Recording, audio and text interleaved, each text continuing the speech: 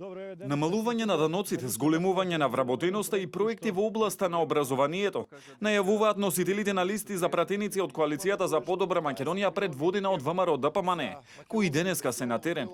Намалување на даноците за фирмите кои ќе инвестираат во спортот, најави носителот на првата изборна единица Никола Поповски. Го изградивме еден од најдобрите стадиони во балкански рамки, а ќе продолжиме со поттикнување на спортот. Во тој дел имаме предвидено намалување на даноци и давачки за приватните фирми кои ќе поттикнуваат спортски активности и кои ќе инвестираат во спортот. Носителот на листата во третата изборна единица Илија Димовски истакна дека забрзано се гради новата клиничка болница во Штип и оти квалитетни здравствени услуги ќе имаат граѓаните од тој град и од Источна Македонија.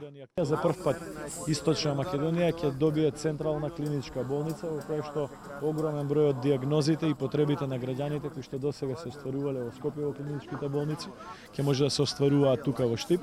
Овој проект само изградбата на оваа болница чини 37 милиони евра. И се предвидени дополнителни огромни средства за целосно опремување со опрема и со апаратура.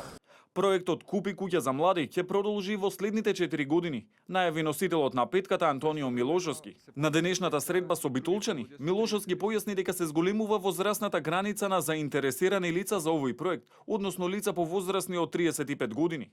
Заради интересот што го имаше проектот Купи куќа, купи стан до 35 години, во нашата програма предвидено е овој проект да продолжи во следните 4 години, но истовремено се покажа дека и другите луѓе со 36 или повозрастни од 36 години имаат интерес за ваквата поволност и предвидуваме Купи куќа за луѓе над 36 години, што значи дека владата на Република Македонија за оној кој што ќе има кредит за изградба на своја куќа, во првите 7 години ќе му исплаќа 65%. Покрај тоа што државата ќе дава 60% од трошоците за трактори и земјоделска механизација, ќе покрива и 80% од системот капка по капка. А државата сериозно ќе инвестира и во руралните средини, посочи денес од Тетово Владимир Ѓорчев, носител на листата во 6-та изборна единица.